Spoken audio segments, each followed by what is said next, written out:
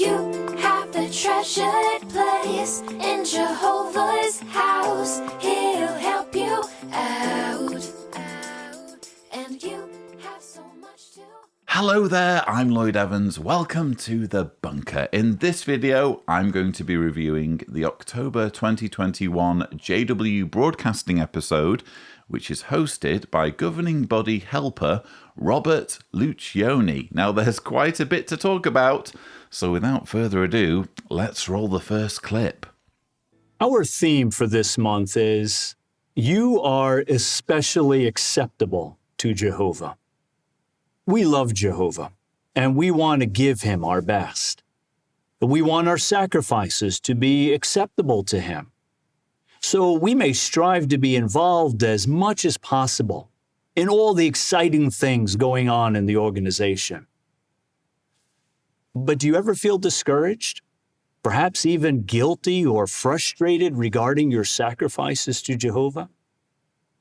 In some cases, it may be that you're so involved in so many different aspects of the work that perhaps you're not giving adequate attention to your spiritual, personal, or family needs. Or on the other hand, it may be the opposite situation. You may have those feelings because you cannot do as much as you'd like to, or as much as others are doing. For example, you may have been very involved in the work, but unexpectedly your circumstances changed because of your health or some other calamity that came along and shut things down. Such feelings may cause us to ask ourselves, what does Jehovah really expect of us? Well, we're going to consider 3 points in our discussion. The first is, we need to set the right priorities. Second, do not compare yourselves unfavorably with others. And third, remember what's important to Jehovah. I have to ask viewers, why are we revisiting this particular subject so soon? Bear in mind, it was only as recently as the April 2021 broadcast 6 months ago when Samuel Hurd, a governing body member, gave a talk, a JW Broadcasting talk titled, Is Your Best Good Enough?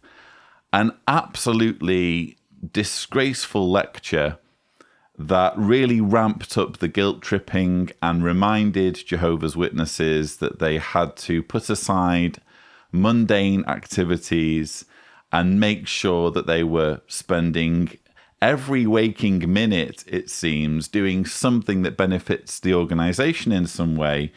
So we have this talk by Samuel Hurd in April 2021, and only 6 months later, here we are in October 2021, and Robert Luccioni, if you just heard him, is going over pretty much the same ground here. He's talking about our sacrifices, or the sacrifices of Jehovah's Witnesses, and how Jehovah's Witnesses might feel frustrated at not being able to do enough. And he says, such feelings may cause us to ask ourselves, what does Jehovah really expect of us? Well, didn't we just get that material only 6 months ago? Why are we revisiting this? And we're going to be comparing later on in this rebuttal how different this talk is from the material presented by Samuel Hurd. But is this what we've come to with spiritual food? Just revisiting the same topic only 6 months later? Are there no other things that Robert Luccioni could be talking about other than this? It's almost as though Robert Luccioni isn't quite happy with Samuel Hurd's talk from 6 months ago, and he feels he can do better. The problem is when you have two different narratives, and if you're a Jehovah's Witness, you could be saying, well, these aren't different narratives. This isn't different information. It's the same information, just given slightly differently. To which my response would be, why the repetition? But if they are different, if they are significantly different to each other, you then have the question, which one should we take seriously? If you have a governing body member addressing a particular topic one way, and you have a governing body helper addressing the same topic a different way, which one do you listen to? I would argue that you're always going to lean towards what the governing body member has to say, because he is part of the channel. He's supposedly got a direct line with God and is being guided more directly through God's Holy Spirit. And also, if you have two sets of advice, and one set of advice is, shall we say, more challenging to fulfill or more hard-hitting, you're going to err on the side of caution. And I'm going to talk about this a bit more as the broadcast unfolds. But yeah, very interesting that Robert Luccioni should be essentially retreading the same path that Samuel Hurd took us down 6 months ago. Jehovah expects us to set the right priorities. But how can we do that? Well, a scripture that's helped me is found in 2 Corinthians chapter 8 and verse 12. For if the readiness is there first, it is especially acceptable according to what a person has, not according to what a person does not have. Paul here is discussing sacrifices that are acceptable and sacrifices that are unacceptable to Jehovah. What's the difference? Well, picture it this way. Picture a young family in Corinth, a father, mother, and children. The father hears the letter from Paul being read to the congregation, and the father's very excited. He wants to help his brothers in Judea. Now, when the family gets home, he discusses the matter with his wife. He says, we have a little money that we've set aside to do some work on the house, and we were saving to purchase another donkey. However, I'd like to take that money and contribute it for our needy brothers in Jerusalem. What do you think? Would you say that is an acceptable sacrifice? Yes, it's a sacrifice. He and his family are donating money to help others, but it's according to what the family has. That sacrifice would no doubt be very precious to Jehovah. You can picture how excited the family would be to support that decision. So hopefully you can see what I mean when I say that this lecture, this JW Broadcasting sermon, isn't as hard-hitting as the one 6 months ago. Robert Luccioni is very much giving this softer narrative that, okay, a lot is expected of Jehovah's Witnesses, but they're only expected to give as much as they have. And he kicks off with this verse in 2 Corinthians 8, verse 12, which is actually quite reasonable. It is especially acceptable according to what a person has, not according to what a person does not have. You don't have to give stuff if you don't have it. If you're needy yourself, then you're not in a position to give. That's basically the message, at least at this point of Robert Luccioni's talk. The problem is, well, think about the analogy. He's talking about a family in Corinth who supposedly have some kind of surplus. They have money they've been setting aside to do work on the house and to buy a new donkey. And based on just this information in this, albeit analogy, Jehovah's Witnesses are being asked to judge whether it would be an acceptable sacrifice. Well, who's to say that the existing donkey isn't really old and on its last legs, so they need a new donkey? And who's to say that the house isn't dilapidated and is about to cave in, so they need to do work on the house? How do you just kind of swoop in and play judge and jury as to what is or isn't urgent or what is or isn't necessary. This is the entire mentality that I would argue Jehovah's Witnesses are encouraged to have, to effectively judge what others are doing and what others are contributing. That's the mentality that Robert Luccioni is appealing to in this analogy. And yes, again, I think he's coming from the right place. You can only give as much as you have. I would just say there's a problem with his analogy in that it makes assumptions. You're assuming that the extra donkey isn't necessary. You're assuming that the work on the house isn't urgently needed. And I think, quite frankly, fundamentalist religious people tend to assume an awful lot. That's one of the problems, I think, with fundamentalist religion, is it's entirely based on just supposing things to be true without having all the facts at your disposal. But now let's imagine a different family in the same congregation. This time, the husband comes home and says, I know we do not have any extra money, but I'd like to use the money that we've set aside to feed our family for the next 2 weeks and donate it for the brothers that are in need in Jerusalem. What do you think now? Would you say that is an acceptable sacrifice? It's the same good motive, the same good cause. It may even be the same amount of money. But is it acceptable? No. Why? It's not according to what he has.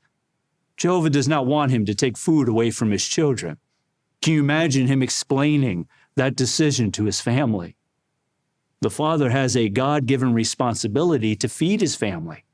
Paul says, just give according to what you have. What's the lesson for us? How can this help us to maintain balance and set the right priorities? Well, our sacrifices are acceptable to Jehovah if we give according to what we have. But our sacrifice would be unacceptable if we try to give beyond what we have. I hope you noticed Robert Luccioni say something interesting there when he talked about balance. What's the lesson for us? How can this help us to maintain balance and set the right priorities? So this talk is apparently all about balance, or applying balance, maintaining balance in the context of how much Jehovah's Witnesses are giving, how much Jehovah's Witnesses are doing. I think it's interesting, again, going back to what I was saying earlier about Samuel Hurd's talk. My knowledge of these broadcasting episodes is that they take about 6 months to put together. It wouldn't surprise me if there was a bit of backlash to Samuel Hurd's talk, which again, and I'm going to show examples later in this rebuttal, was appalling and just layered on the guilt for Jehovah's Witnesses. There was no scenario, if you're a Jehovah's Witness, in which you're not going to feel guilty in some way, according to Samuel Hurd's talk. You're always guessing, aren't you, as a Jehovah's Witness, when you're on the Jehovah's Witness hamster wheel. Am I doing enough? Is this enough? Oh no, I could do a bit more. We saw this as well in the Ramapo video, which incidentally has been taken down. Here's a clip of a couple talking about how they got rid of their dog to go and assist on the Warwick build. Probably one of the hardest things that we had to do was find a home for our dog. We eventually found her at home with a beautiful family. Interestingly, this video, as of now, is no longer available to see on the website. I managed to do a rebuttal to it on the channel. Thumbnail is here, if Tibor is gracious. But yeah, that's the level of fanaticism the organization wants. But it wouldn't surprise me if there's a bit of backlash, if there's a bit of pushback to the level of fanaticism. I mean, it wouldn't surprise me if the Ramapo video got pulled because there were witnesses calling in and saying, really? We need to get rid of our dogs now, you know? And with this Robert Luccioni talk, again, 6 months on from Samuel Hurd's talk, it just feels very much like Robert Luccioni is trying to apply correction fluid or Tipex to much of what was in Samuel Hurd's talk. It feels like he's trying to rewrite it. And the problem you have is that, again, if you have two sets of advice with eternal blessings from God on the line, with survival of Armageddon at stake, as a Jehovah's Witness, you're always going to play it safe and you're always going to follow the most extreme advice, especially if it's coming from a governing body member. But anyway, Robert Luccioni is giving this analogy about donations, this fictional family in Corinth. I think it's a bit of a low-hanging fruit to make this about money, because it's easy, well, theoretically easy, to count how much money someone has and how much money they need and say, oh, there's a surplus here. But it's not easy to do that in terms of people's time, is it? And that's ultimately what Jehovah's Witnesses are expected to give, their time. How do you neatly quantify how much time someone has and how much time someone needs and how much time someone has available? That's a bit too complicated for Robert Luccioni, so he plays it safe and goes with an analogy about money. But again, who's to say how much money is or isn't needed, whether the donkey is needed or not, whether the work on the house is needed or not? It's all just, well, obviously it's a fictional narrative, but it's presupposition. We're asked to suppose certain things about both families.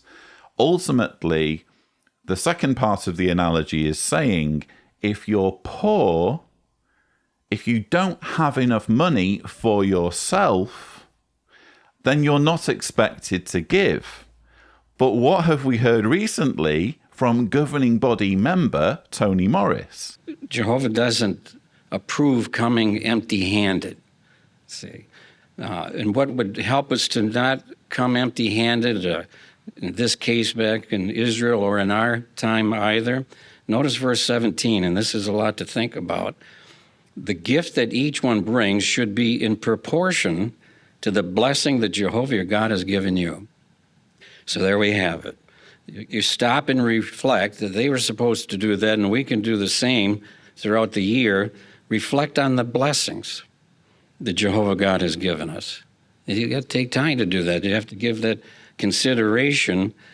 The gift that each one brings should be in proportion to the blessing. So adding up these blessings, then we're happy to give out of our material possessions. So profound thought there, and something to reflect on so that we don't find ourselves, when it comes to contributions on a monthly basis or whatever, empty-handed. Well, I'm doing so much here and there. Well, money meets a response in all things, and you have to take that into account, even if we're in the poor range. Even if we're in the poor range, even poor people need to give to the organization. How do we reconcile these two completely different bits of advice? Robert Luccioni, on the one hand, saying, well, if it's a poor family, it would be unreasonable for them to deprive their children of food in order to give for others. And on the other hand, you've got Tony Morris saying it's expected that all Jehovah's Witnesses should give monetarily to the organization, even if they are in the poor range. And yes, I get it. If you're a Jehovah's Witness watching this, you could be saying, yes, but what about the needy widow? Even when you're poor, you can still give something. But I would argue, as someone who I feel knows a little bit about poverty, I'm not poor, but I feel like I've seen it. I went to the Dominican Republic at the age of 23, and I was joining up with some Jehovah's Witnesses who were need graters, and we did some preaching in a slum in the Dominican Republic where the houses didn't have floors. So it was open sewers, and the mud from the street continued on into the house. There was no floor. It was just mud. People living in mud. And there are Jehovah's Witnesses, you can bet, who are that poor, who are living on $1 or less per day. I would argue, if you're poor, you need to keep every penny you can get your hand on to get yourself out of that situation if you can. You shouldn't be thinking about sending money through to the organization, especially when you have individuals like Tony Morris caught going round booze stores on a Sunday morning, splashing their money lavishly on expensive booze. And if you don't know what I'm talking about, thumbnail here if Tibor is gracious. I'm sorry, I understand, again, where Robert Luccioni is coming from. He's trying to soften, I think, Samuel Hurd's talk and say, whoa, we can have balance here. And here's this convenient analogy involving money to show you what balance is all about. I get it. I think it's good. It's a good message. It's just, again, who do we listen to, Robert Luccioni? Do we listen to you, or do we listen to Samuel Hurd and Tony Morris? A second point to help us maintain balance is do not compare yourselves unfavorably with others. There will always be ones doing more in their service to Jehovah than we are. And if we start comparing ourselves to them or feel that they are more acceptable to Jehovah, this could cause us to lose not just our balance, but our joy as well. We're hearing that word balance again. This is apparently a more balanced version of Samuel Hurd's Is Your Best Good Enough JW Broadcasting episode from April 2021. Robert Luccioni is here, riding to the rescue to apply balance in spades. On this particular point of comparing, this is actually something that Samuel Hurd said in his talk. And I think the problem with saying this is that these words ring hollow in an organization like Jehovah's Witnesses, where they literally use the phrase positive peer pressure. Positive peer pressure is very much a thing in the Jehovah's Witness religion. If it's negative, if it's anything that doesn't suit the organization or that promotes things that go against the organization's expectations, it's just peer pressure. But if your peers are doing stuff that you should be doing and pressuring you to do the same thing, then it becomes positive peer pressure. And we get examples of positive peer pressure in literally every JW Broadcasting episode. There is always, is there not, a testimonial, someone's life story. And it's not just, oh, this happened to me, hope you find my story interesting. There's always a message. There's always this idea that this is what Jehovah's Witnesses should be doing, or there is something in this individual's story that can or should be replicated by the audience.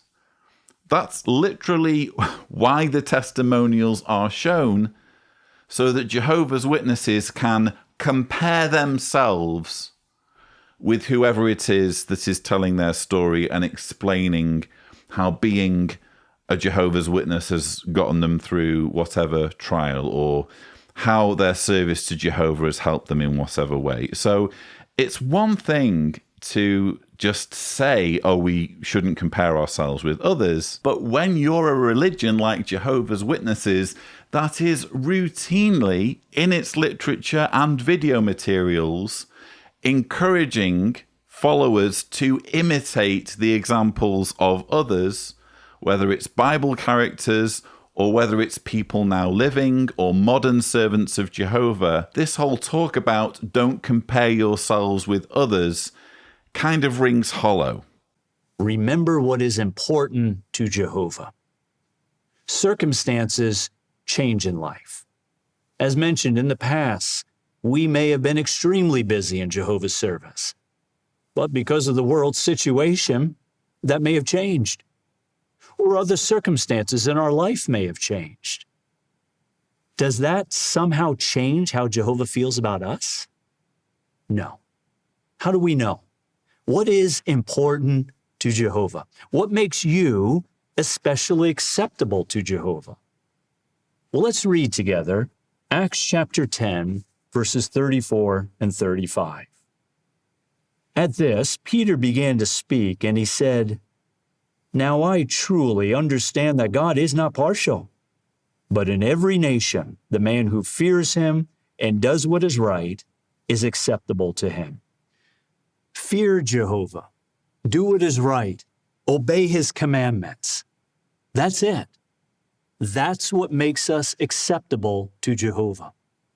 We complicate things at times and equate our responsibilities, how we're used, where we're asked to serve, as things that define our value. That's not how Jehovah sees things. A scripture that has helped me is found in Ecclesiastes chapter 3 and verse 10. I have seen the occupation that God has given to the sons of men to keep them occupied. The occupation refers to our activities, the things we do. And Jehovah has given us work to keep us occupied. Whenever I read that, I think of parents with their children. Perhaps they take them to the beach for the afternoon. And what do? They give them some toys and they let them play. Why? To keep them occupied. And that, in a way, is what Jehovah does with us. You think about it, Jehovah does not need us to do the work. Jehovah can accomplish his work without us.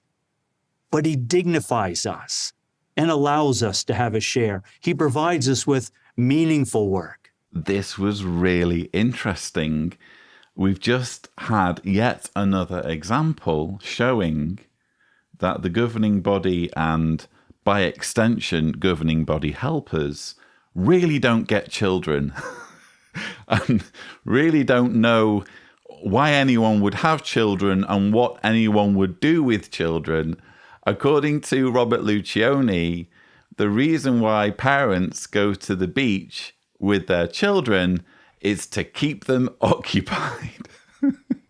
Yeah, that's what's happening, Robert. Whenever families head to the beach with a bucket and spade and with a beach ball and with a rubber dinghy, whatever, it's just to while away the hours. It's just to break the mundanity and to give the children something to do so that they're not in mummy and daddy's ear. That's what going to the beach is all about. Honestly. Obviously, it goes without saying, I'm sure many of you who are parents will be screaming this. That's not the reason why parents take their children to the beach. Parents take their children to the beach, at least in my case, because they want to spend quality time with their children and they want to have precious memories with their children in a beautiful place. That's why I go to the beach with my kids. It's not just to keep them occupied. It's not just to give them something to do. It's so that I can be with my child or my children and I can be part of their childhood and I can have these memories with them. So he's given us a glimpse with this analogy of just how disconnected the Jehovah's Witness leadership is from families, from children. No wonder this is an organization that routinely fails children and fails in its responsibilities to look after children if it doesn't have the first clue about why parents go to the beach with their kids. So that was one point I wanted to make. But I think the entire purpose behind Robert Luccioni's entire talk on this month's JW Broadcasting episode is summed up in just the following. Fear Jehovah. Do what is right. Obey his commandments. That's it. That's what makes us acceptable to Jehovah. We complicate things at times and equate our responsibilities, how we're used, where we're asked to serve, as things that define our value. That's not how Jehovah sees things. In essence, what Robert Luccioni is saying there is, ignore what Samuel Hurd was saying in the April 2021 JW Broadcasting, where it was all about how much are you giving? Is your best good enough? Are you setting aside mundane activities to do your very best in serving Jehovah? Ignore all that. All that matters is that you serve God. All that matters is that you obey God's commandments. That's it. That's enough. Again, you have to ask, why the mixed messages? What does this say about the leadership of this organization when they can be giving two completely contrasting messages here? On the one hand, you have Robert Luccioni saying, you know what? Don't try and measure your value based on how much you're able to do in the organization. Just be content with the fact that you're serving God. On the other hand, you have Samuel Hurd saying this. We need to compare what we are doing with what we personally could be doing. We need to be active and not become self-satisfied and overconfident. But you may say, I'm doing my best. What more can I do? Take a good look at your best. Scrutinize it. Examine very closely all you're doing with the time that you have. Can mundane activity be replaced with theocratic activity? Are you giving your best? If so, then your best is good enough. Only Jehovah knows when we're doing our best. He is a righteous and fair judge. Our knowledge, even of ourselves, can be faulty due to inherited sin. Therefore, it's wisdom on our part to keep examining ourselves to see where we might improve. So, is your best good enough? I'd like to think it is. What do you think? So again, who are we supposed to listen to? Are we supposed to listen to Robert Luccioni with his sandbox? Oh, all of this stuff, it's just to keep you occupied because you're like children in God's sandbox, and God just likes to see you being busy because being busy is in and of itself a good thing. Doesn't really matter exactly what you're doing as long as you're doing something. The main thing is to serve God and obey his commandments. On the one hand, you have Robert Luccioni with his sandbox. And on the other hand, you have Samuel Hurd saying, your best had better be good enough.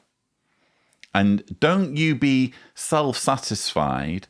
Don't you fall into the trap of assuming that your best is good enough when probably it isn't, because probably you're doing something wrong.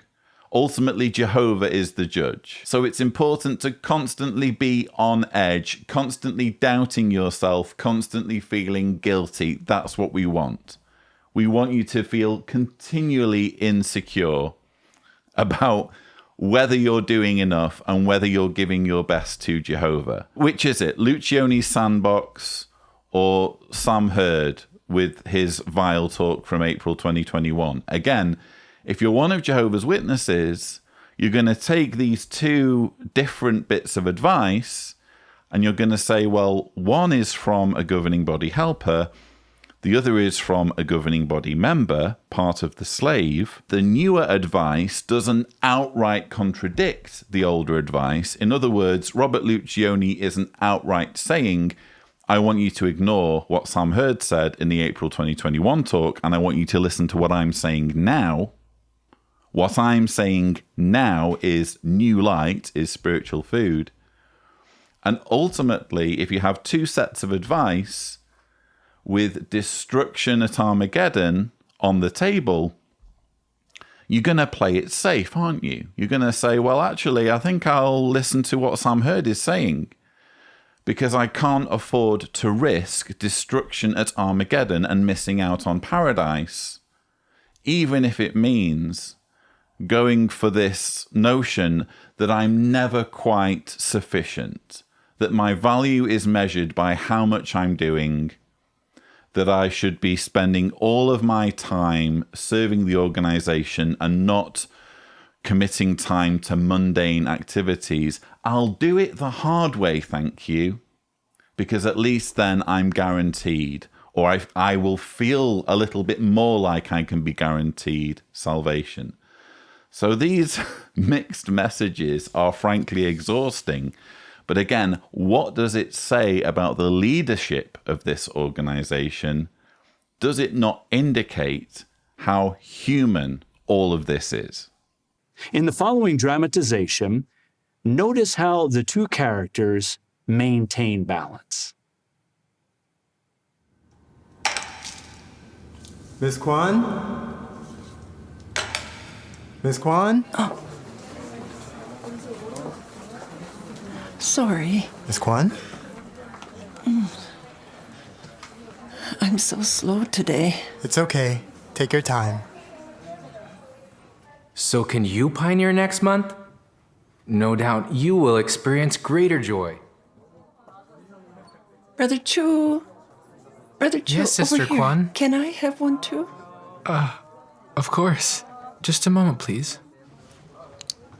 Brother Chu, I have many doctor's appointments next month, but maybe. Okay. Yeah. I wrote a little something that might help you when you fill it out. Oh, I see. Here you go. Thank you. And remember, our circuit overseer visit is in 2 months. And only 30 hours are required that month. I see. Brother Jew. Yes, hello, Brother Yes. Lee. Hello, Sister Kwan. Hello, Brother Lee. Nice job covering those parts at the last minute. Anyway, it seems like everyone is away. Hello, Sister Kwan. Can I ask you to do something? Here's what I need. Hello, Sister Jew. If you want to get something done, give it to a busy man. We can always count on you. Hannah and I were beginning to feel overwhelmed. Amen. Brother Jew, may I have a moment? I need your help with something. Then Brother Kim needed help with the territories. Of course, we love being busy with theocratic work.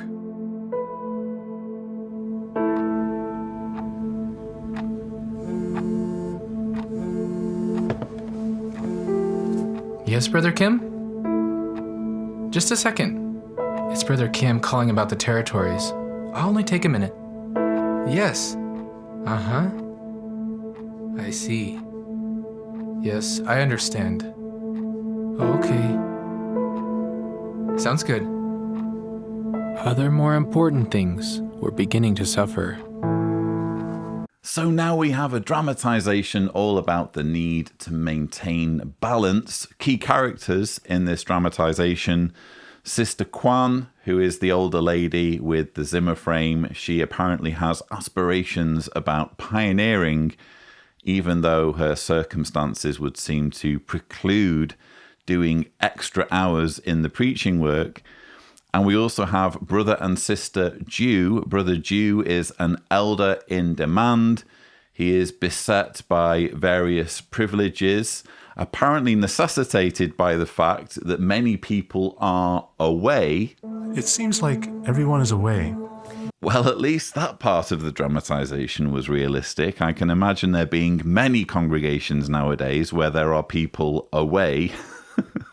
So anyway, Brother Lee is I'm assuming the coordinator, and he is badgering Brother Jew to get various things done in the congregation. So both Brother Jew and Sister Kwan are facing something of a challenge in this dramatization. They need to figure out how they can maintain balance. Oh, it's like doctor's appointments are my whole life now. I have so many next month, and they take forever to reschedule. How could I possibly make my time? There's something written here. Prayerfully consider 2 Corinthians 8:12. If the readiness is there, oh, I am ready. According to what a person has, not according to what a person does not have. Jehovah wanted the Israelites to sacrifice their best.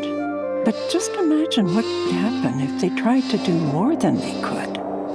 I can almost hear the reaction. Dad, where'd all the sheep go? All of them? What are we supposed to live on? No, he didn't want them to sacrifice so much that they couldn't support their families. I need those appointments. But maybe in 2 months, when I don't have so many appointments and the circuit overseer visit, I could set a goal. We knew we were taking on too much work, but could we say no? We wanted Jehovah's view. What's so funny?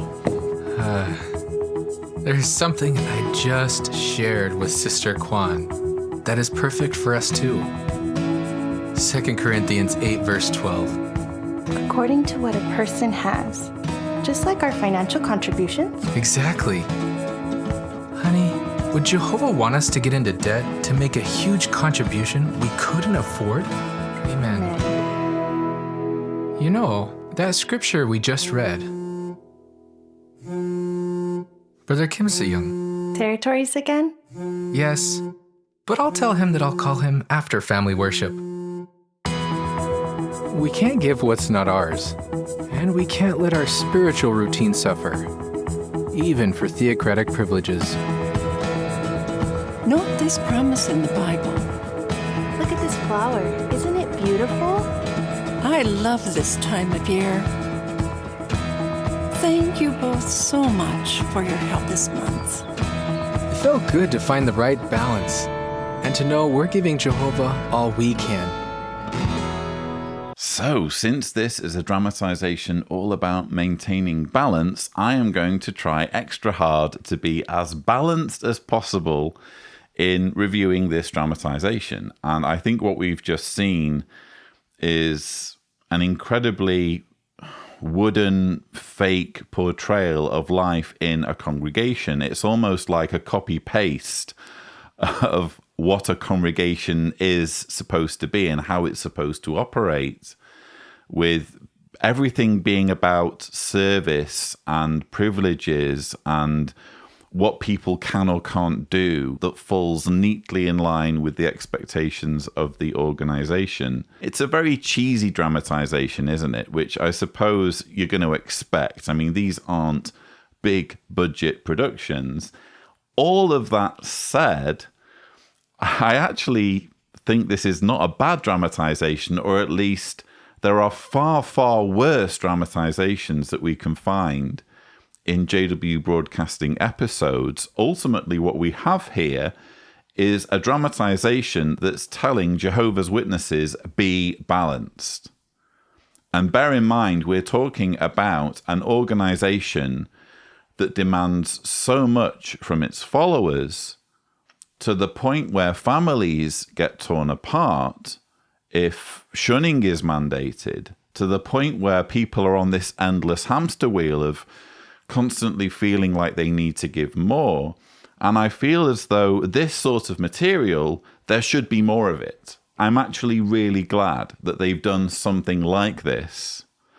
And I'd like to see more. I just feel as though it's a shame that they're not addressing bigger issues. I feel as though there are bigger fish to fry here than simply whether older people are mistakenly thinking that they should be doing pioneering, even though they have lots of doctor's appointments.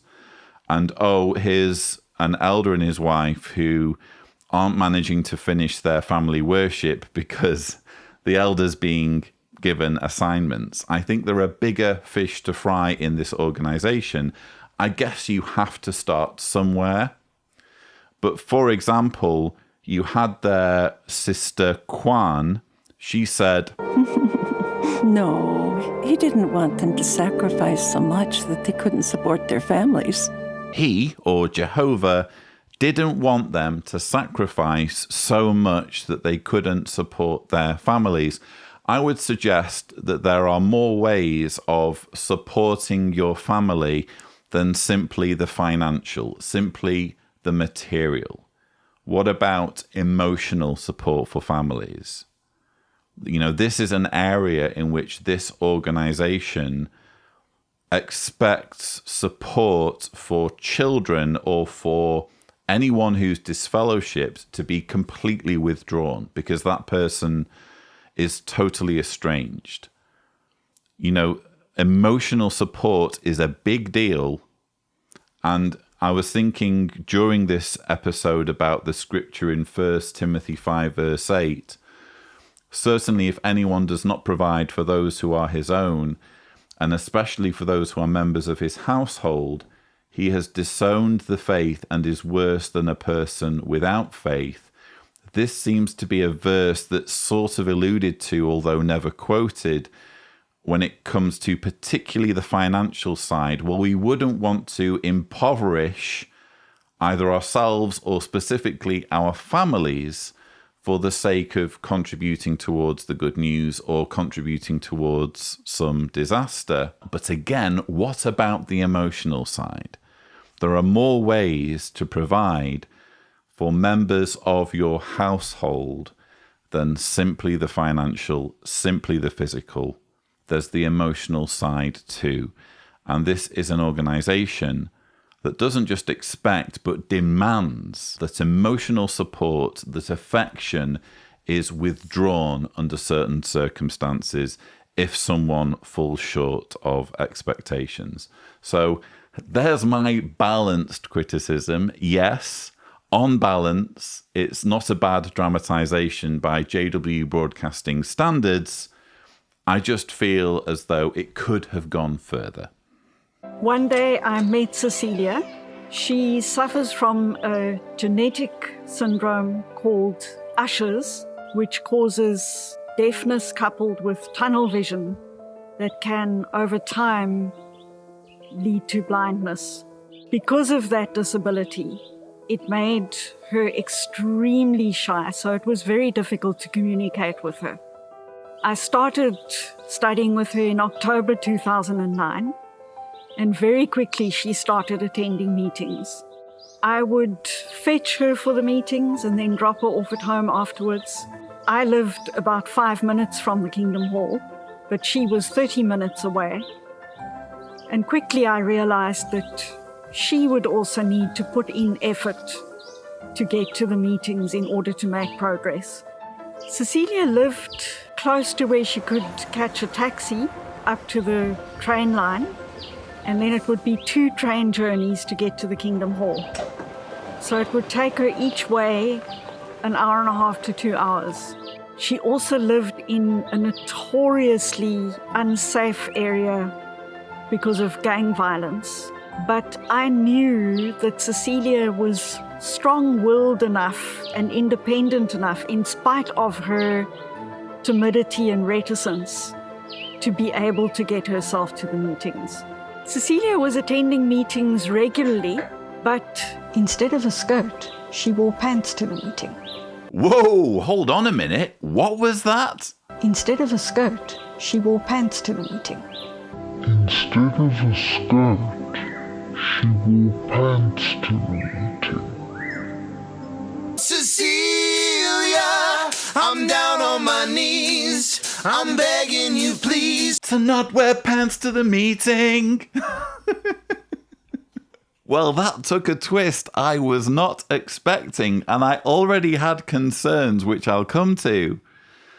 But wow, I mean, as if we needed any evidence of how controlling and petty this organization is. They managed to find someone who's willing to attend meetings and start on this journey to becoming a Jehovah's Witness. And the big issue that they have to correct is the fact that it's a woman and she's wearing pants to the meeting. It's not drugs, it's not alcohol, it's not crime, it's not immorality. It's the fact that this woman's legs were covered with the wrong type of clothing when she was attending the Kingdom Hall meeting. Speaking of which, this Sharon Hall, who's relating this experience, I don't know which country, by the way, I'm going to guess New Zealand, but I don't know for sure. Sharon Hall talks about how one of the changes Cecilia needs to make before we get to the pants thing is that she needs to start making her own way to the Kingdom Hall, even though for Sharon, it would take her 30 minutes to pick up Cecilia and take her to the Kingdom Hall in her car. Sharon Hall decides, well, Cecilia's an independent woman. She can get herself to the Kingdom Hall, thank you very much, even though it would take her between 90 minutes to 2 hours. And this is, by the way, a JW Broadcasting episode all about sacrifice and all about the need for Jehovah's Witnesses to be balanced in how much they sacrifice themselves for the organization. They're seemingly proud of the fact that they find this woman, Cecilia, who had considerable health issues. We're talking about a woman with impaired senses, impaired hearing, impaired sight, someone who is less able to be aware of what's happening around her and who is around her, a woman who lives, according to Sharon, in a rough neighborhood, and Sharon is still expecting Cecilia to get herself to and from the meeting despite the drastically prolonged travel time, 90 minutes to 2 hours, and despite this placing Cecilia in a vulnerable situation. Because no matter what time of the day she's traveling in a rough neighborhood, and she's less able to know what's happening around her. This, for me, was reckless. It was putting Sharon's comfort and convenience over the needs of Cecilia. My jaw was already on the floor over that side of the story. And then we get to the whole pants thing. So now apparently Sharon's big problem is that she needs to convince her Bible study Cecilia to stop wearing pants to the Kingdom Hall. So I chatted to Nancy, a sister who at the time was accompanying me to her study most weeks, so that we could try and figure out a way of helping her to make the change she needed to make.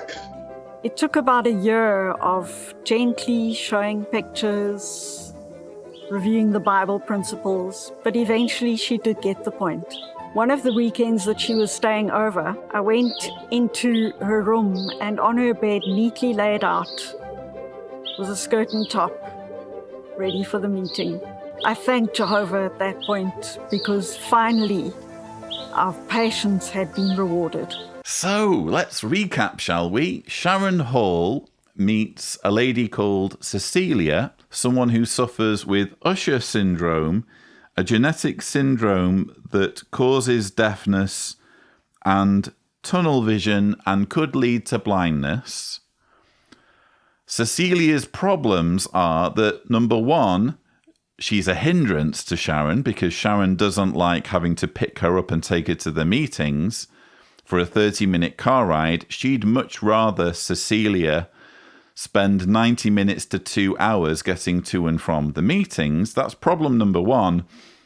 Problem number two is that Cecilia's wearing pants to the Kingdom Hall, and this problem is rectified by Sharon conspiring with someone else in the congregation called Nancy. So Sharon and Nancy are talking about Cecilia behind Cecilia's back and about Cecilia's terrible habit of, again, having the wrong kind of apparel on her legs at the meeting. And so they come up with this plan, but it takes them a year. It took about a year of gently showing pictures, reviewing the Bible principles, but eventually she did get the point. Showing pictures and reviewing the Bible principles. What Bible principles? There are no Bible principles for demanding what a woman wears on her legs. Where are you going to find a scripture that says you must wear pants at the Kingdom Hall if you're a woman? There is no such scripture. I would suggest they were leaning more on the showing pictures side of things, because you can find many, many pictures in the publications showing how women should dress at the Kingdom Hall, what's expected of them. It's just that this dress and grooming regulation isn't Bible-based. It's just a case of, frankly, in this case, bullying Cecilia into submission by, ironically, making Cecilia compare herself with others, which we've heard in this broadcast is apparently a bad thing to do. You're not supposed to compare yourself with others. But in this case, Cecilia should compare herself with others in the congregation because she doesn't want to be the odd one out. She doesn't want to be the one who's wearing pants when all of the other women in the Kingdom Hall are wearing skirts or dresses. So this is bullying, quite frankly. This is blatant coercion and manipulation, not a single thing to do with any Bible principles. You will not find a Bible principle or a Bible scripture that says, "Thou shalt not wear pants if thou art a woman." A day that's etched in my memory is the day that she told me she wanted to get baptized. Cecilia has really become like a daughter to me, and I'm so proud of the enormous strides that she made in the truth. In October 2015, she was baptized. I cried with joy that day. Many, many, many brothers and sisters in the congregation helped me. They accompanied me to her study. They became friends with her. They took over when I went away. I could never have done it on my own. Above all, Jehovah has helped me to cultivate qualities like patience, self-control, humility, compassion. It was really wonderful to play a small part, such a privilege, to help Cecilia to become part of Jehovah's family. To frankly bully Cecilia into becoming a Jehovah's Witness. I'm sorry, that's what's being described here. I think the coercion and manipulation in this story is palpable. Bear in mind, apparently Cecilia was first contacted October 2009, and it took until October 2015 for her to be baptized. So that's 6 years from first encountering Jehovah's Witnesses to saying, actually, I think I'd like to become one. That doesn't sound like there was all that much enthusiasm on her part. It sounds more as though it was the persistence on the part of Sharon and the fact that she basically wouldn't take no for an answer. She persisted with a young woman who perhaps had some level of emotional dependency, perhaps relished being visited and relished the friendship side of things to the point where she ignored red flags and thought, well, you know, maybe I can weather this. They're pushing me to wear pants at the Kingdom Hall. Never mind, I'm sure they'll give up eventually. A year later, actually, I think I might as well just wear a dress or skirt and have done with it. There's no real drive or enthusiasm that I'm sensing on Cecilia's part. This was all about pushing her. And in the case of the pants story, pushing her using artwork, pushing her using the example of others. Oh, you're the odd one out, Cecilia. Don't you think it would be better if you wore a skirt or a dress like all the other sisters? Which again is forcing her to compare herself with others, forcing her to submit to positive peer pressure. I feel sorry for Cecilia. I feel as though maybe she had needs, maybe she valued the companionship, what she thought was unconditional friendship, and all of this love bombing ultimately had the effect of getting her roped into a cult, albeit over a period of 6 years, which again, in and of itself, would indicate that her heart was never truly in it. We hope that young witnesses have been enjoying our series, My Teen Life. It features real issues that you face today. Our next episode deals with one of life's most important questions. Why believe in God? Have you ever asked yourself that, even though you've been reading the Bible and attending meetings for years? Listen to your peers explain how they convince themselves that God does exist.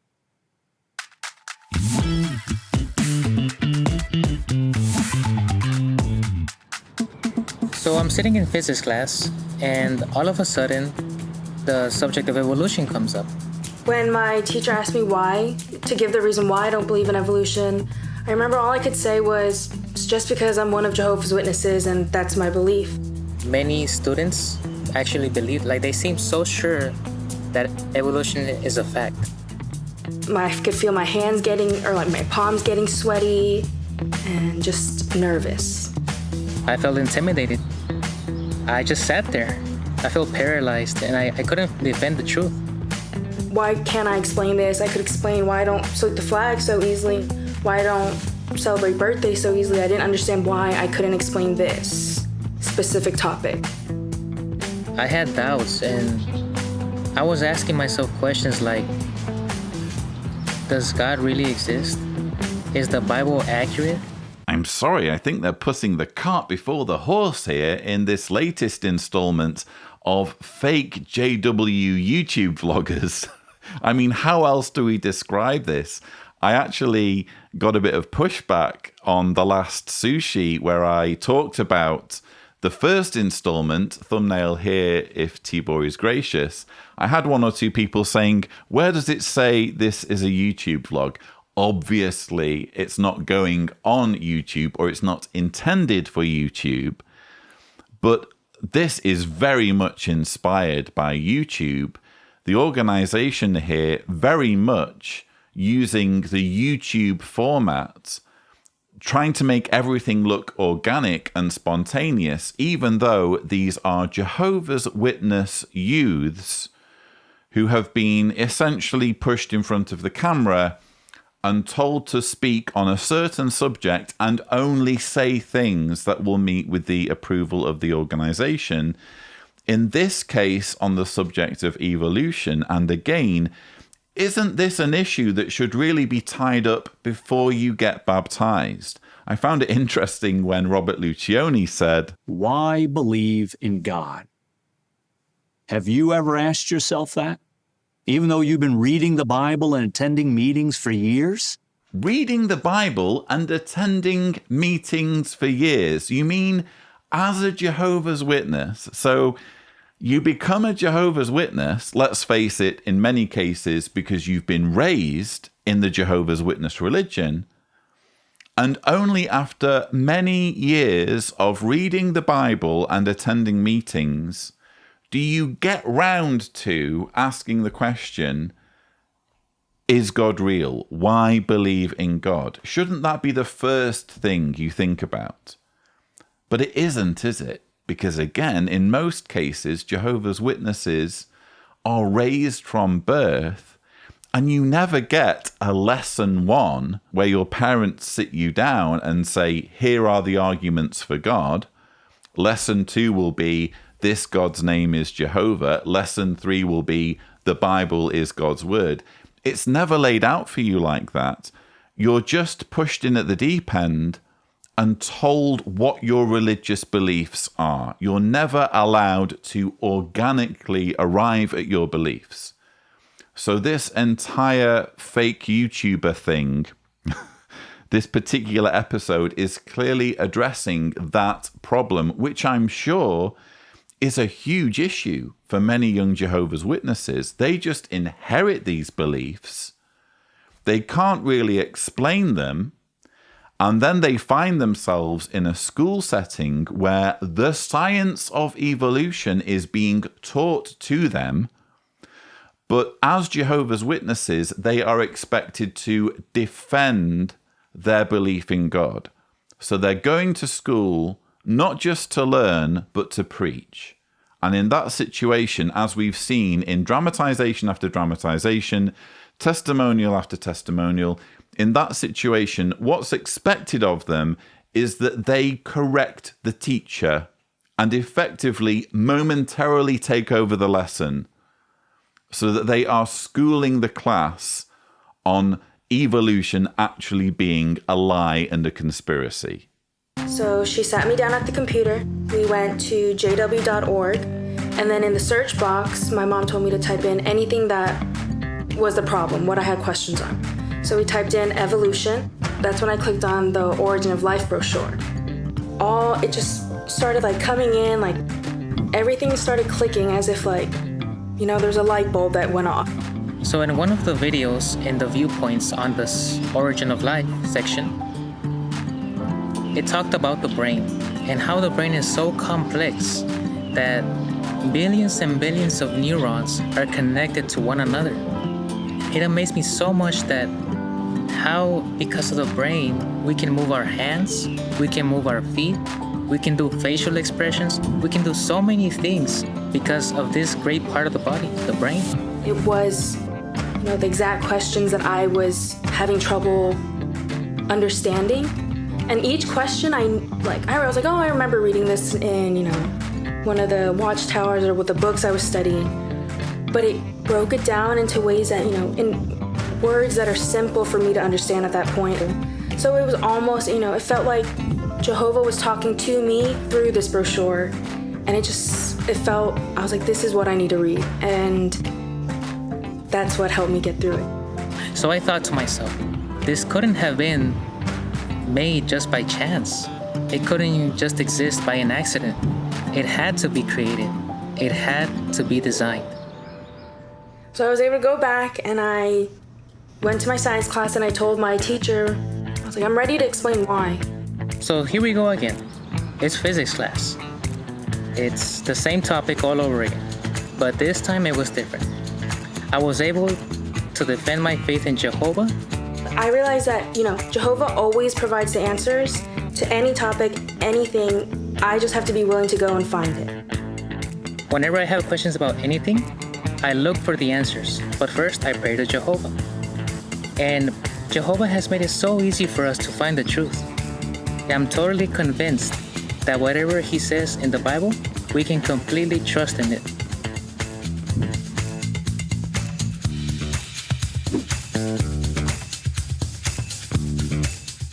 As we saw, it's important that you teens do more than disprove evolution. The underlying issue is whether you personally believe in God.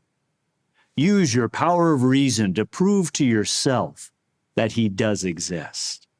How have they done that, though, Robert Luccioni?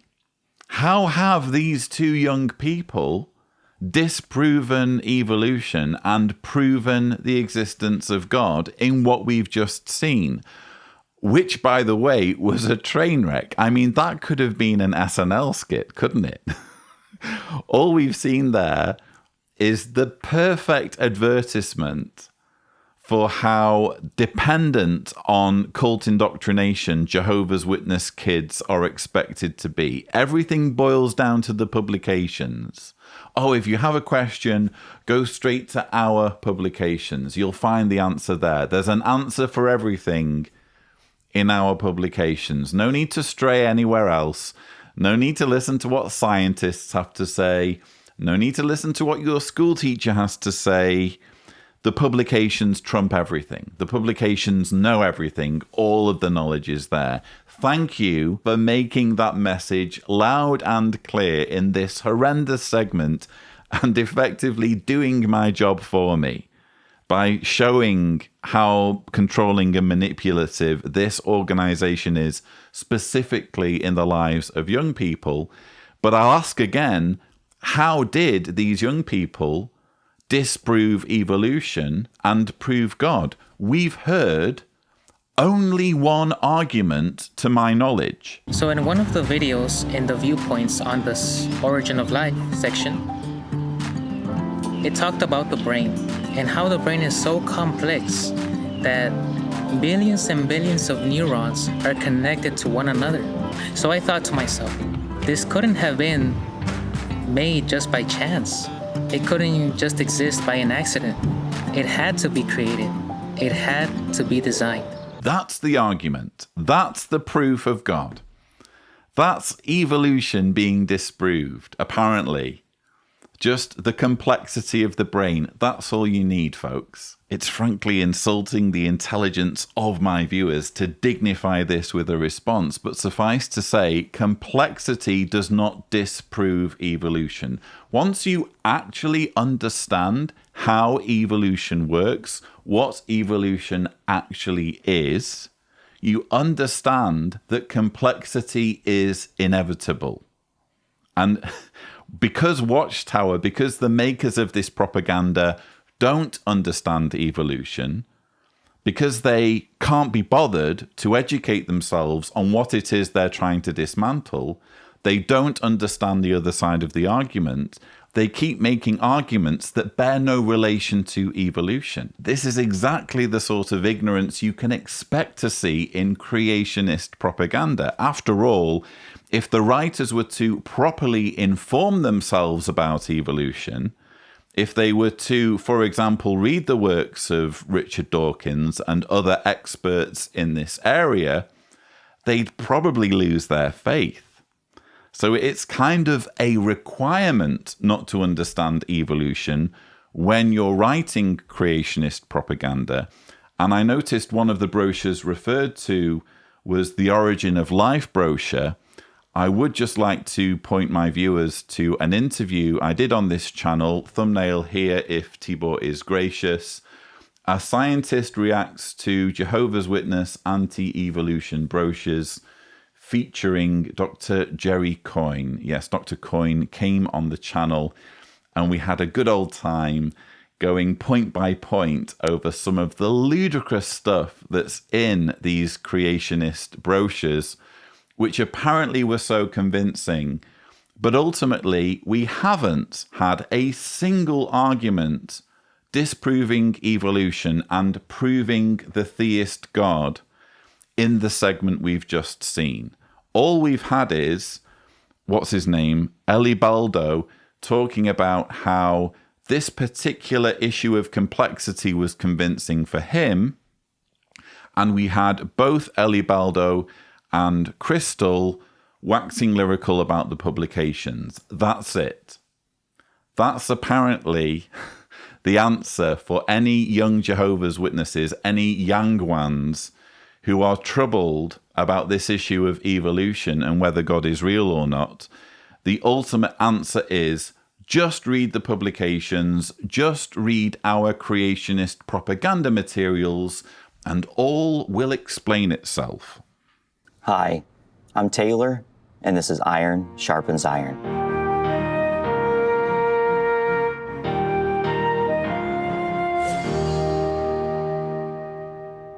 Today we're going to practice how to start a conversation that could lead to a witness. Now for many, this can be terrifying. Why? Well, as soon as we see someone that we'd like to talk to, we can start to think to ourselves, what am I going to say? How am I going to give a witness? Or how are they going to react? And we can become so overwhelmed with anxiety or nerves, thinking about how the conversation will end, that we never even start. So here's something that we must keep in mind. Our goal is simply to start a conversation. So if we've started a conversation, we've succeeded, we've reached our goal. Then we can just relax and see if it leads to a witness. The September 2018 Life and Ministry Meeting Workbook shows us how we can start a conversation like Jesus did with the Samaritan woman in John chapter 4. So when we see someone that we would like to talk to, we want to keep these 3 steps in mind. Number 1, be friendly. And that's it. Just be friendly. Now we could be nervous, so we can say a quick prayer to Jehovah to give us courage, but then we can give a friendly greeting. Then we can mention something that's happening right then and there. Maybe the weather, the long line at the grocery store, their nice car, or another genuine compliment. Jesus, when he started his conversation in verse 7 with the Samaritan woman, he simply said, and no doubt in a friendly way, "Give me a drink." Hi, Taylor. Quick question. How do you say to someone in a friendly way, "Give me a drink," without saying please? Give me a drink. Give me a drink. Go on, give me a drink. A drink? Me? Give me a drink. Give me a drink. Give me a drink. I'm sorry, I'm just not believing that that's how this conversation took place. If it happened, this exchange at the well between Jesus and the Samaritan woman was Jesus introducing himself by giving a woman a command. That aside, though, wow, what a creepy segment. This is Iron Sharpens Iron. It's apparently a new feature of JW Broadcasting. They're going to be getting circuit overseers come on the show and give Jehovah's Witnesses advice on how they can improve their preaching, how they can effectively strategize when it comes to methods of recruiting people, which is in and of itself quite an interesting phenomenon. It's sort of the only thing you're only interested in doing when there's an element of manipulation involved. So in this case, we have Taylor Bornschein. That name just cracks me up. I'm sure it's a real name, by the way. It just sounds like a made-up name to me.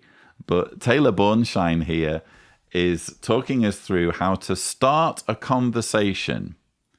And he says, our goal is simply to start a conversation.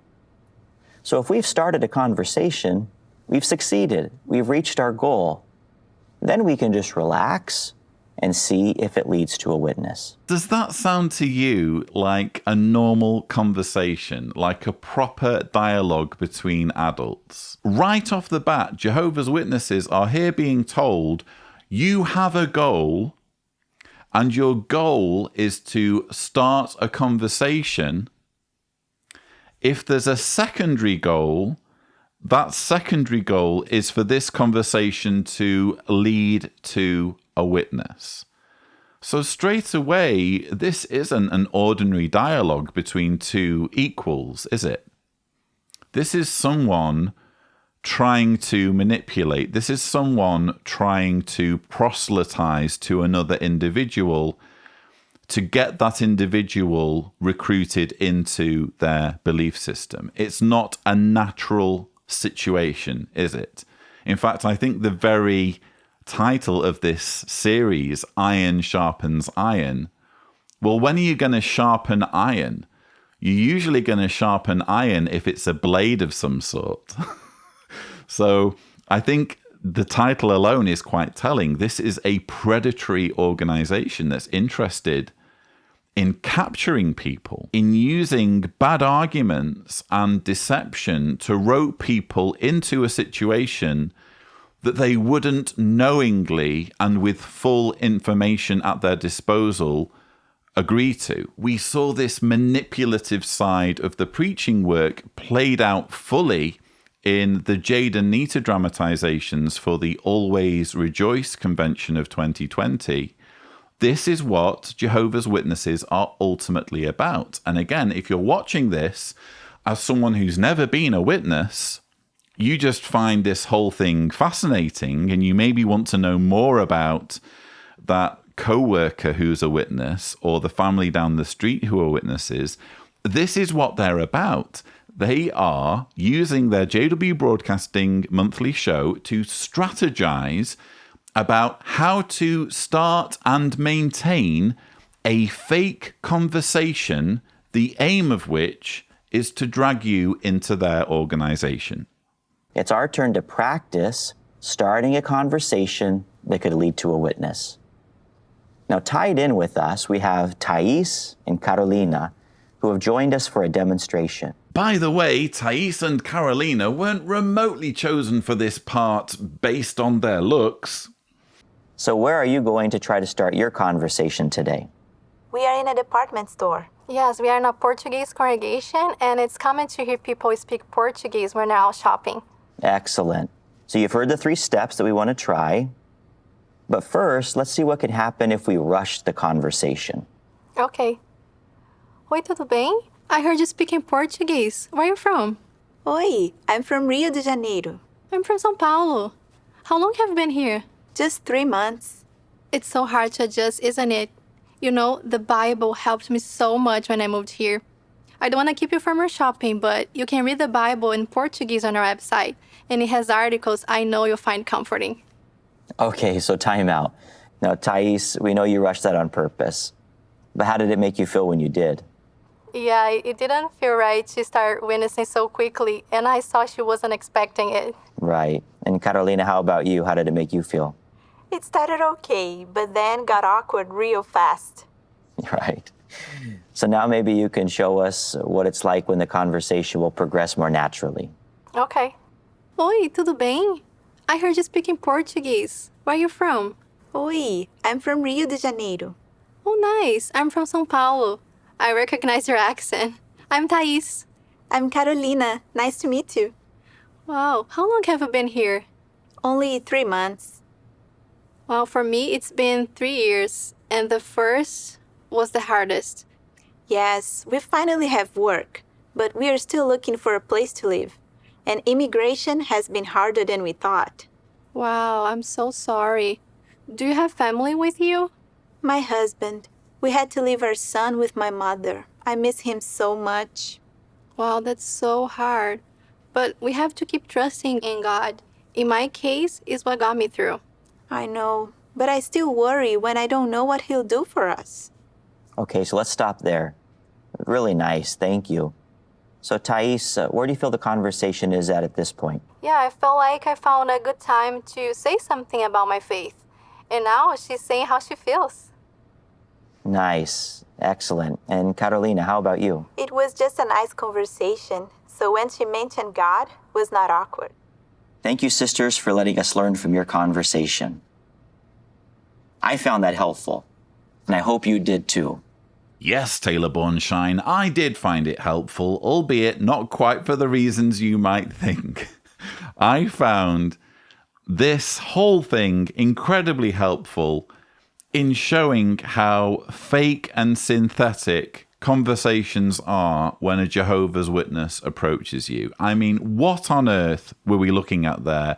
For me, both of those examples were completely unnatural. The first one was at least over with quickly. I mean, at least she was upfront about what she wanted to do and what her objectives were. The second one, if anything, was disturbing because she was feigning personal interest and concern in the person she was talking to. Wow, I'm so sorry. Do you have family with you? My husband.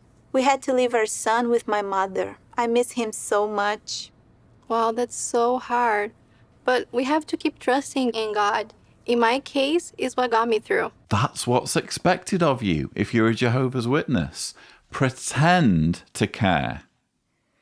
pretend to be interested in the personal lives of the people you're speaking to, because by doing so, you stand a greater chance of manipulating them.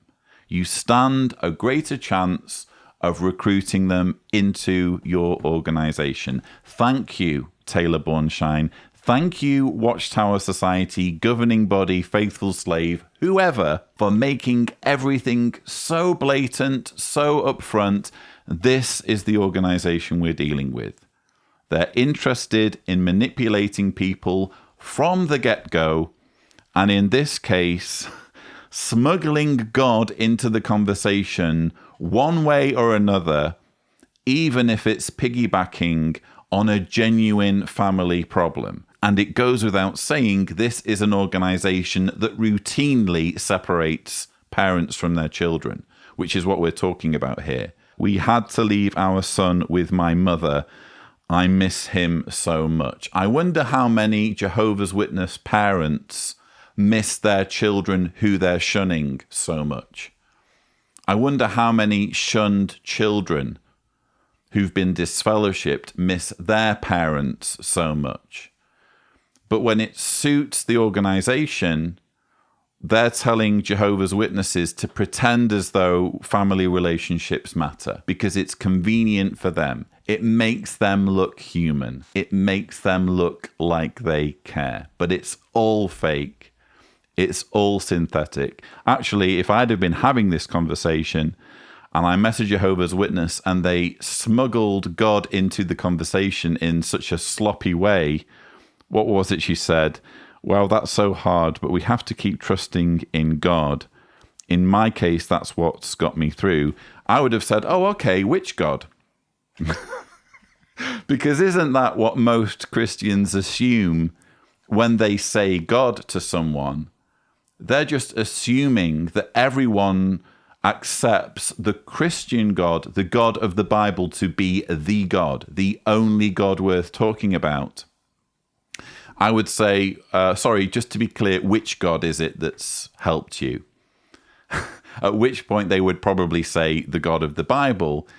And I would say, well, what's been your process for disproving all of the other gods who've been worshipped throughout history?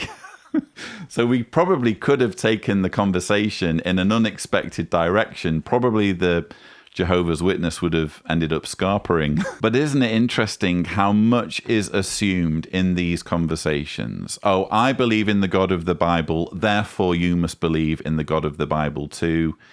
We don't have to prove the existence of God. We don't have to disprove evolution. We don't have to show the process by which we've managed to disprove all other religions. We can just start by presupposing the God of the Bible is real.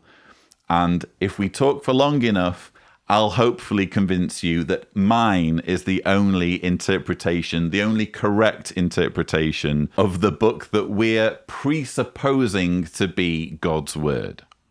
Perhaps a good example of how not to show comfort and fellow feeling is described for us by Job's three comforters.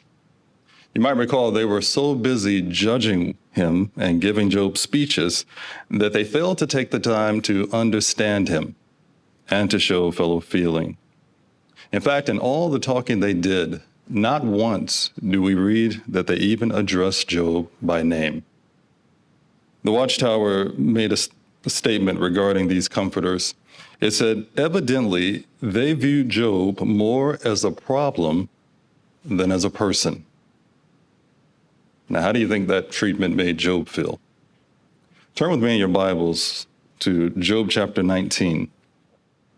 He says, how long will you keep irritating my soul, crushing me with words? How sad. Instead of providing encouragement and comfort, those companions only made Job feel irritated, crushed, and frustrated. We're watching William Turner, who is a helper to the service committee. He's making a cameo in this month's JW Broadcasting episode with his morning worship piece on comfort and encouragement. There wasn't a great deal of interest, to be completely honest, in this little speech that he gave. I did find these words that we've just seen quite interesting from the point of view of, quite frankly, hypocrisy. This is an organization that routinely treats people more as a problem than as a person when it comes to handling judicial matters. This is an organization that can be incredibly judgmental over people's life choices and how people live their lives and who they choose to be. So for William Turner to be denouncing this sort of thing in the book of Job, I don't know, it didn't quite sit right. Perhaps we might work with, or we're in the congregation with someone that has faults or traits that bother us. And it may be that these faults are actually legitimate causes of concern. But in our dealings with them, if those faults are the only thing that we can see, if that's the only thing we focus on, then it's going to be very difficult for us to see them as a faithful fellow worker of Jehovah. More than likely, all we're going to see is someone who is an obstacle or impediment to our work, someone that is affecting or impacting our production and joy. And certainly, we're not going to feel good because now we've developed negative feelings about our brother, and our brother is likely going to feel the spirit that we give off. And how's that going to affect them? Well, like Job, likely they're going to be frustrated, irritated, and we've only added to their anxiety. So in review, if we want to be a source of comfort and encouragement to our brothers, how important it is that we see them not as a problem, not as an impediment to our work, but as our fellow worker. And instead of judging, we commend, showing genuine personal interest and acknowledgement. And if there is a legitimate issue of concern, well, we can lovingly address what needs to be addressed, but always be remembered more for our encouragement than our counsel. And if we're able to do this, then our brothers are going to love us for the way that we deal with them. But more importantly, our Heavenly Father, our God of comfort, He will love us as well. Again, it would be nice if this truly described the organization, wouldn't it? It would be nice if the organization really was free from judgmentalism and really did treat people as persons rather than problems. But unfortunately, I'm just not seeing it. And bear in mind, William Turner is a helper to the service committee, which oversees the service department, which is all about policing people's behavior and conduct and dealing with wrongdoing and instructing elders on how to handle judicial matters. So William Turner, as an individual in his role for the organization, is waist deep in proof that this is a judgmental organization, an organization that will not hesitate to impose harsh penalties based on the slightest wrongdoing, the slightest trespass of the dozens and dozens of rules that Jehovah's Witnesses are expected to live by. It would be nice if William Turner is describing the organization he represents, but he knows, surely, as a helper to the service committee, that this is not what the organization's about. It's another case, I'm afraid, of mixed messages, of the organization saying one thing and doing another. And we also get, in what William Turner was just saying, this idea of considering fellow Jehovah's Witnesses as fellow workers, even when they exhibit toxic behavior, which is a recurring theme in the propaganda that's being put out nowadays.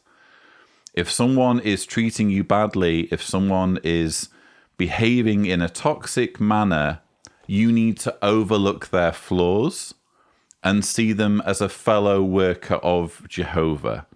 There's compulsory friendship. There's agape in the Jehovah's Witness religion, we won't tolerate you distancing yourself from that individual. And you can see how that kind of mentality layers on the trauma in cases of child safeguarding, where an abuse victim is expected to treat their abuser as a fellow worker, is expected to forgive and forget. It's the exact same mentality that William Turner has been describing here. In our program, we've discussed the value of setting the right priorities. This is particularly important during our youth, when we're encouraged to give our best years to Jehovah. As our new song reminds us, we will never regret making that a priority. When you were younger, life seemed so simple. You did your best to do what's right, giving answers and preaching the good news. You would pray each and every night. But as you got older, with this world trying to mold you, suddenly it is not so easy to be knocking on those doors. But as you get taller, smarter, trying to work harder, never let go of Jehovah. The best is still in store. You have the treasured place in Jehovah's house. He'll help you out. And you have so much to offer, so much to do. Jehovah sees your faith, no, he treasures you. And as you get wiser, find the ways you could apply the truth in your life. Feel the joy of sacrifice. And as you get taller, smarter, trying to work harder, never let go of Jehovah. The best is still in store. You have a treasured place in Jehovah's house. He'll help you out. And you have so much to offer, so much to do. Jehovah sees your faith, no, he treasures you. You have the treasured place in Jehovah's house. He'll help you out. And you have so much to offer, so much to do. Jehovah sees your faith, no, he treasures you.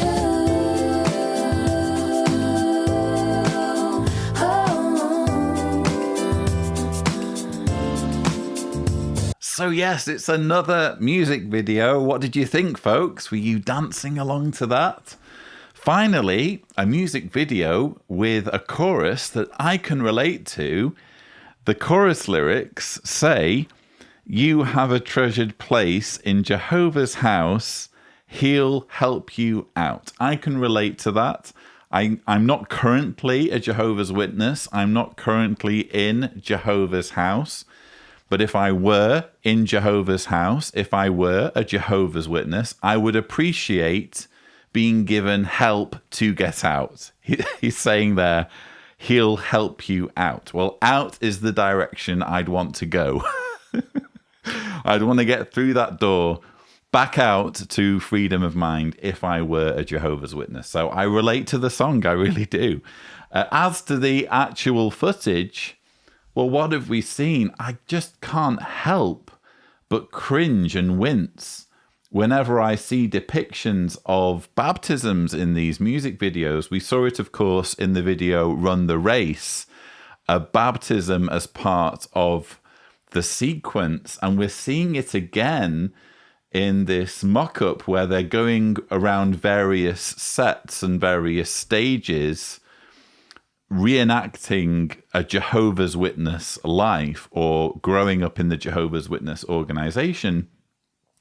I don't know, it just, for me, cheapens the baptism thing when you're showing it to what is essentially a dance song. You know, this music is completely different from anything that would be acceptable when I were a Jehovah's Witness.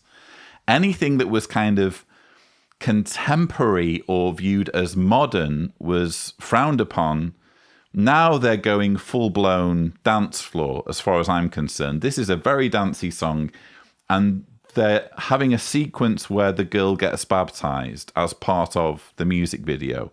Well, isn't baptism supposed to be an incredibly sacred thing, an incredibly profound, meaningful moment in someone's life? And doesn't it cheapen it when it's just being shown so casually in a fictitious music video context? Maybe it's just me. Maybe this is Jehovah's Witness Lloyd from the pre-JW broadcasting era speaking. Maybe it's just that the organization has changed so much that it's so unrecognizable. You also have the footage, which Tibor will overlay if he is gracious, showing or having a pop at higher education. So someone is receiving their diploma, and then it turns out this is on TV, and there's pressure being put on this young Jehovah's Witness lady to follow in the person's footsteps or pursue higher education herself. Instead, she decides to throw herself into the preaching work, and before we know it, there she is with her briefcase attending an international convention. What is it with this obsession with bashing on higher education? I really can't see how this does the organization any favors optics-wise. It can't be a teaching where deep down Jehovah's Witnesses resonate with it or agree with it. Surely at some level, many Jehovah's Witnesses will be thinking it's wrong to coerce people in this way. If people want to go to college or university, just let them. Why do you have to be so overt in manipulating people against higher education to the point where you're showing it in music videos in this way? And as for the international convention thing, again, she rounds the corner. Hopefully Tibor will show the footage again. Look at all of those fake smiles, the waving. I mean, obviously all of this is staged, but I think there's a message here, like an inadvertent message woven into this music video that they really haven't thought through, which is, look how easy it is to turn on the smiles. Smiles, hugs, affection, happiness, enthusiasm can all be turned on like a tap when you're in a cult. And this was, for me, the overriding message in this entire video. I think they've done themselves a disservice by making it so intentionally fake to the point of doing all these different sets. What they've created, in a way, is a caricature of the fakeness of the organization itself, of how contrived everything is in the Jehovah's Witness bubble, where happiness and joy and love can just be synthetically created on the spot. Let's visit Tanambao Safuni, a remote community on the southeastern coast. Our brothers share the good news despite frequent rain showers and the great distances they have to walk between villages. Response to the kingdom message is strong, and many ask for a Bible study. Here, 2 sisters are conducting a study while others wait their turn. Interested ones walk up to 16 kilometers, or about 10 miles every week, to attend meetings. The village has no electricity, so to download big video files such as convention videos, this elder and other brothers travel 12 hours, mainly by boat, to the nearest town. There are 32 publishers in the congregation, but on average, 150 people attend weekend meetings, 40% of them children. Our dear brothers and sisters from the Tanambao Safuni congregation in Madagascar send their love and greetings to the worldwide brotherhood. From the world headquarters of Jehovah's Witnesses This is JW Broadcasting. Mercifully, we're right at the end of the October 2021 JW Broadcasting program, and it's a postcard from Madagascar. We're being given a glimpse of how Jehovah's Witnesses do their work in this particular country. And for me, it's fascinating in the context of a show or a monthly program that's been all about maintaining balance. Okay, you have to serve God. You have to serve God acceptably and make acceptable sacrifices to God. But we think you should maintain balance in doing so. You shouldn't, for example, if you're an older, frail sister in the congregation with lots of doctor's appointments, be necessarily worried about pioneering. Or if you're an elder, you shouldn't be having your privileges in the congregation come before your family worship, that sort of thing. We want you to be balanced in how you're doing your worship. And here we have, right at the end of the show, a postcard from Madagascar that completely torpedoes all of the previous advice on moderation. 10 miles to attend meetings for interested ones. Yeah, that's what we would kind of expect you to do if you're interested. If you're a member of the congregation, we think it's reasonable that you should walk 10 miles to attend your local congregation meeting twice weekly, if that's okay with you. And then you have the circuit overseer traveling 12 hours by boat just to pick up an MP4 file. Just to pick up a file that he can go back and show as a propaganda video to this remote congregation. Where does that fit in with what we were seeing earlier about the elder who couldn't take a call during his family worship? So for me, I don't know, it's almost like the left hand doesn't know what the right hand is doing. It's all very well preaching about balance and about maintaining balance, but if you're then going to show how witnesses in Madagascar are being expected to go to these extremes to live up to expectations that are being imposed upon them by the organization, it's the organization that decides how frequently they should attend meetings. It's the organization that decides their entire spiritual routine, and it seems no allowance is being made for how great the distances are and the lack of availability of transport. So for me, all of that nonsense about maintaining balance, well, I say nonsense, all of that disingenuous language about maintaining balance just completely unravels at the end here. And I also feel that this postcard from Madagascar doesn't age very well in the context of what we heard earlier from Tony Morris. The gift that each one brings should be in proportion to the blessing. So adding up these blessings, then we're happy to give out of our material possessions. So profound thought there, and something to reflect on so that we don't find ourselves, when it comes to contributions on a monthly basis or whatever, empty-handed. Well, I'm doing so much here and there. Well, money meets a response in all things, and you have to take that into account, even if we're in the poor range.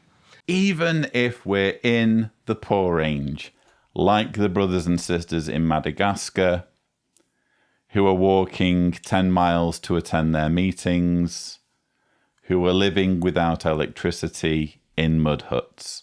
Even if you're in that situation, even if you're in their poor range, money begets a response, or however he puts it. We'd still like you to contribute. You still owe us because we're God's organization, and you still need to give us Caleb and Sophia's ice cream money so that we can build our new Ramapo. Honestly, I feel that this sort of material, this sort of footage where we're seeing witnesses in other countries really puts Tony's words from last month's broadcast, the September broadcast in a whole new perspective. It's one thing to tell all witnesses in a developed country, well, you need to give something, even if it's just $1, we'd still like you to give something. But in countries like Madagascar, in other parts of the world, that dollar can be the difference between making it through to next week or not. That's how poor these people are. And they will be watching the same JW Broadcasting episode. Imagine that. Imagine being in the Kingdom Hall that we saw there in Madagascar, and Tony Morris there saying, you still need to give even if you're in the poor range. It just baffles me, quite honestly. But this is the nature of the organisation. It's an organisation that is increasingly desperate for funds, an organisation that talks a good game when it comes to maintaining balance. But when you actually drill down, when you actually look beneath the surface, you see that this talk about balance is just a veneer. This is a fanatical organisation that demands sacrifice, demands that people give everything that they can in furtherance of the good news. But that's it for this month's JW Broadcasting Rebuttal. I hope you found my thoughts helpful. Don't forget to subscribe to the Lloyd Evans channel for more such videos. And as always, thank you for watching.